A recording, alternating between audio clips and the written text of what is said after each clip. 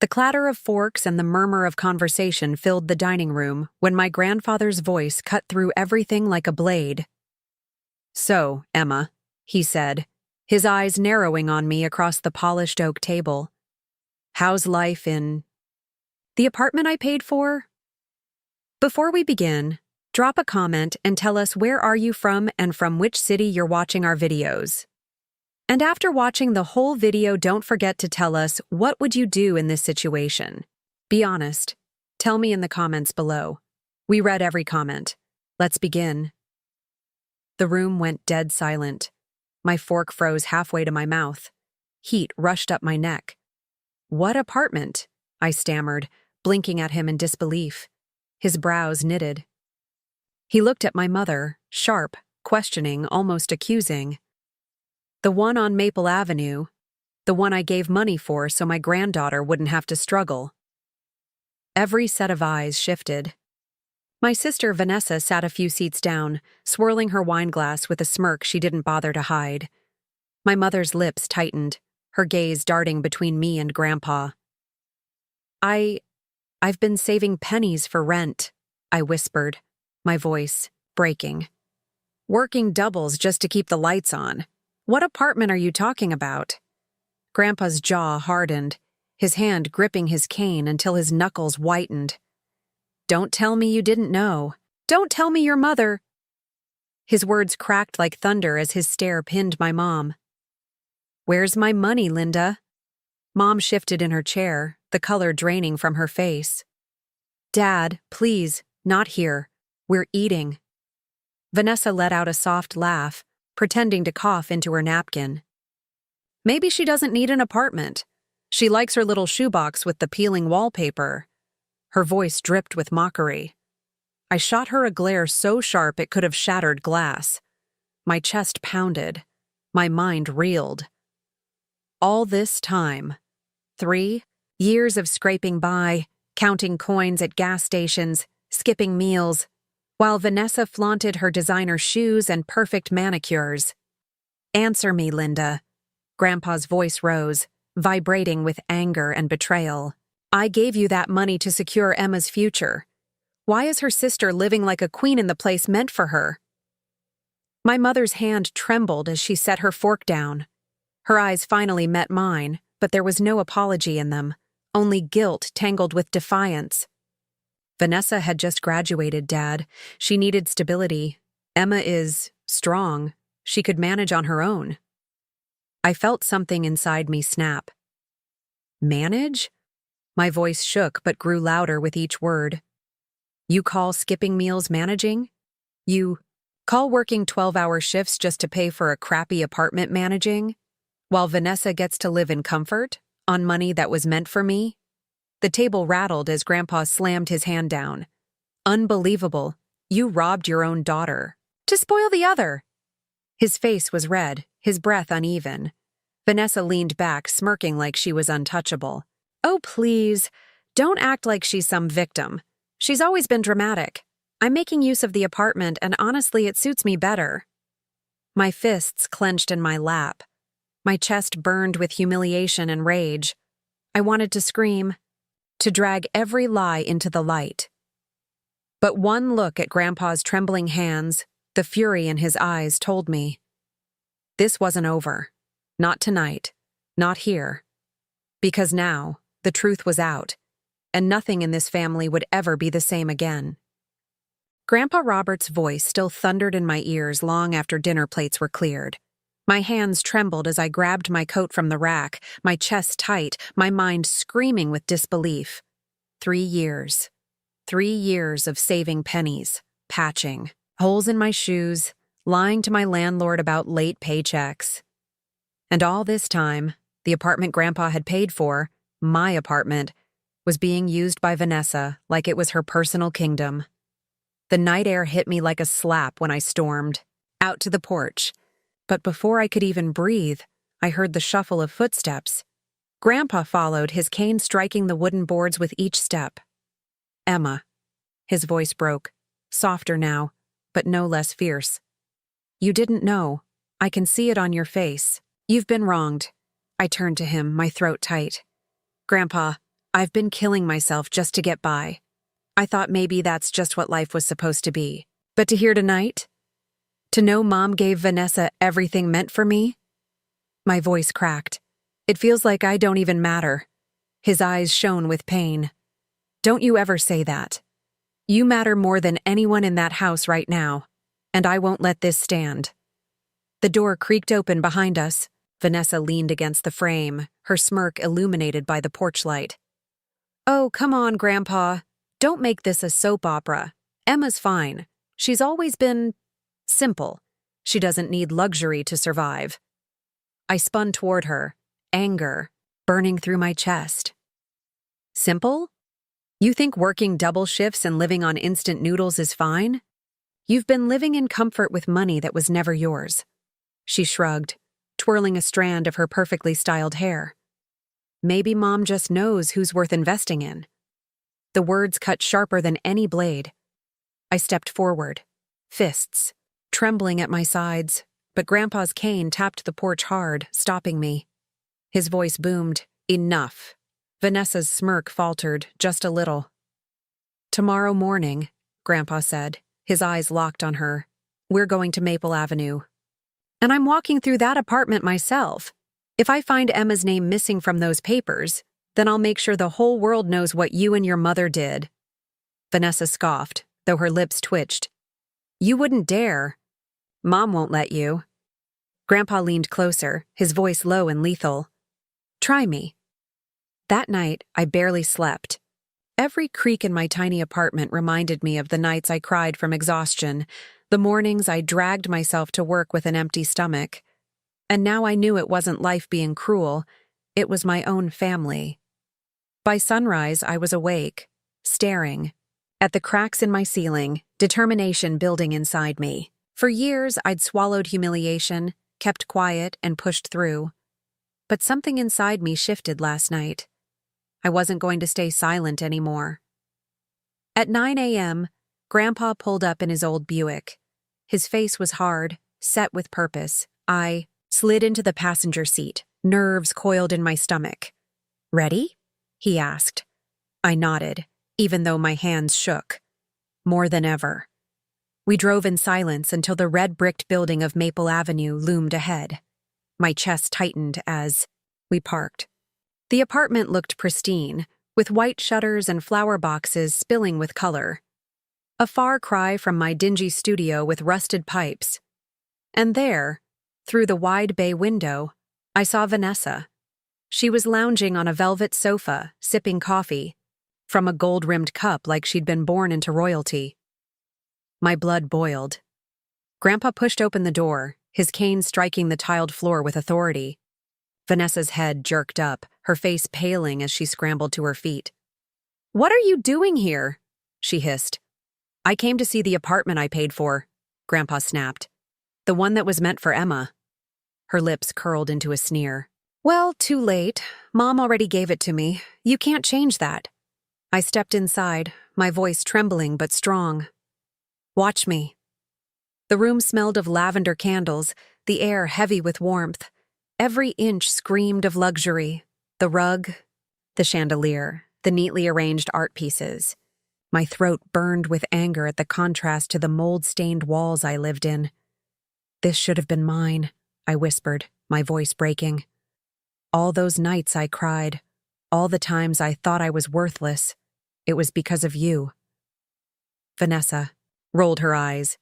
"Don't be so dramatic, Emma. You're fine. Look at you, you survived." Grandpa's cane slammed against the floor so hard the chandelier shook. His voice thundered. "You stole her dignity, her safety, her future, and I won't let this end with smug excuses." Vanessa flinched, her smirk finally crumbling. I straightened my shoulders, my pulse racing. "This ends today. I'm done, being the forgotten one." The silence that followed was heavier than stone. Vanessa opened her mouth, but no words came. For the first time, she looked unsure, cornered, and I knew then. This was only the beginning. The slam of the apartment door echoed through the hallway before I even turned. Mom, Linda, stood there, her face pale, her breath sharp as she clutched her purse like a shield. "What's going on here?" she demanded, her voice trembling, with forced authority. Grandpa Robert didn't hesitate. "You know exactly what's going on. I gave you money for Emma, for her safety, her future. And you let Vanessa—" He jabbed his cane toward my sister. "Squat here like some entitled queen while Emma scraped by in misery." Mom's lips tightened, her eyes flicking from me to Vanessa.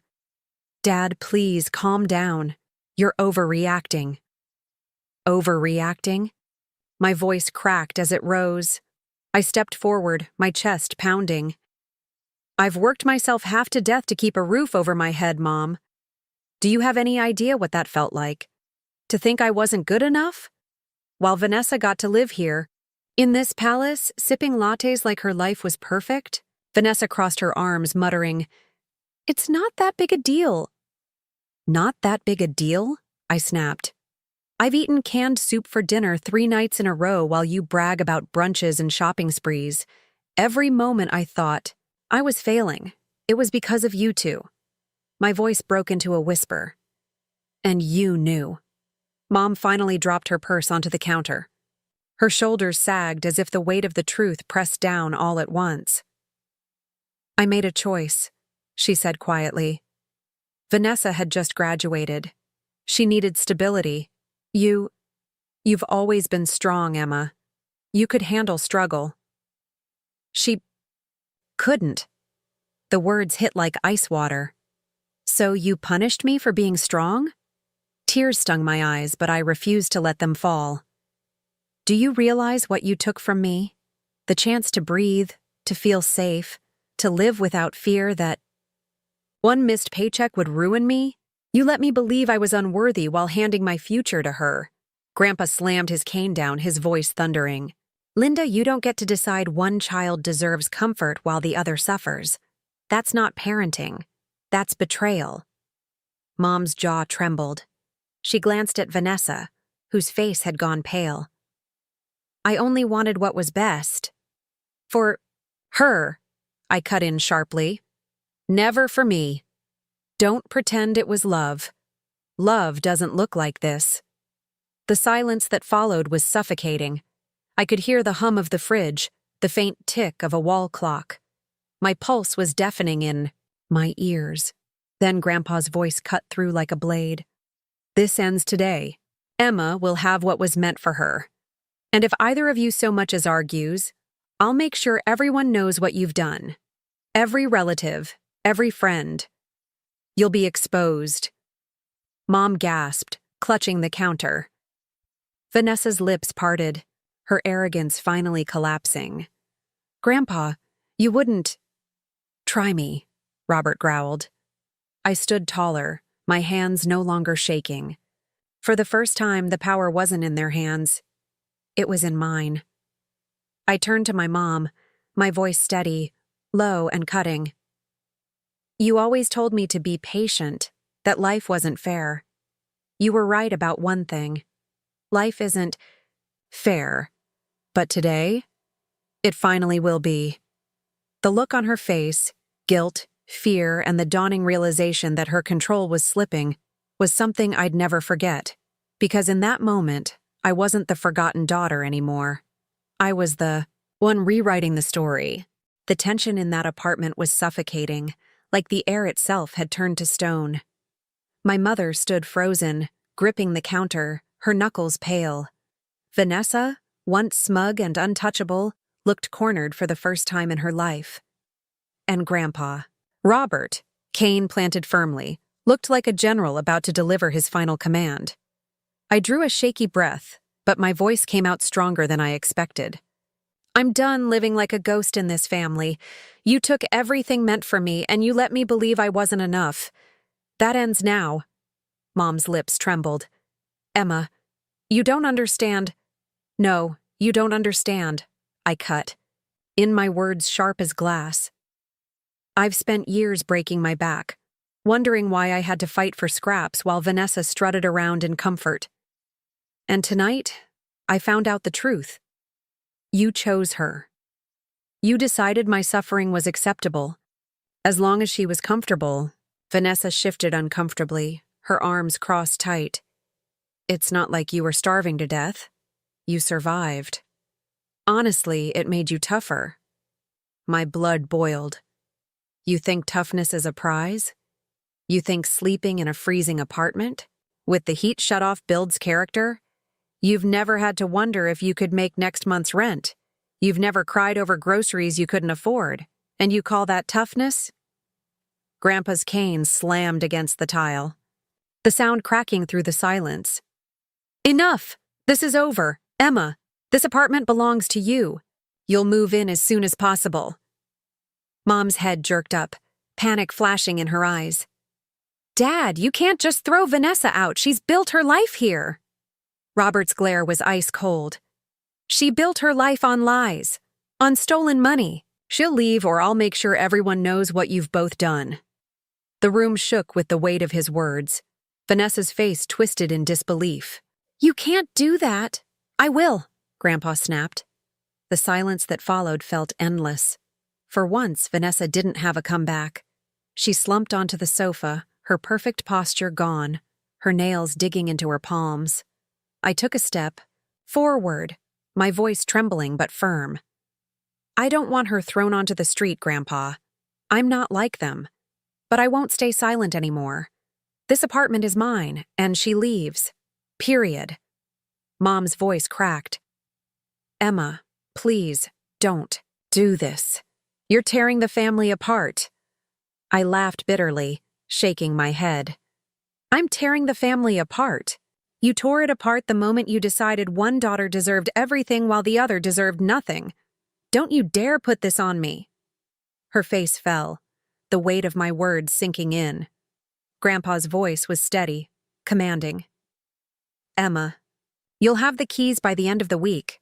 I'll see to it personally. Linda, if you interfere again, you'll answer to me.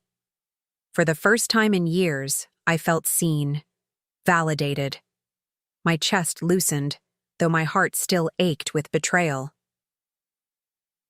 Vanessa finally whispered, her voice breaking, This isn't fair. I turned to her, my tone sharp but calm. Fair? You've lived off what was mine while I scraped by. You don't get to talk about fairness. She dropped her gaze, silent. When Grandpa and I finally walked out, the air outside felt different, lighter, though my chest still burned with the scars of years I couldn't get back. In the Buick, Grandpa sighed, his voice weary. I should have checked sooner. I trusted your mother. I thought she'd do right by you. I shook my head. Don't blame yourself. You gave me a gift. They stole it. That's on them. He reached over, placing a trembling hand over mine. You're stronger than you know, but you deserve more than just strength. You deserve peace. For the first time, I believed him. 2 weeks later, the sound of keys jingling in my hand felt surreal as I stood outside the Maple Avenue apartment. Vanessa had been forced to move out, reluctantly, bitterly, but she was gone. Mom hadn't spoken to me since that night. I pushed the door open, stepping into the space that should have been mine all along. Sunlight spilled across the polished floors, warm and golden. My chest tightened, not with anger this time, but with a quiet, overwhelming relief.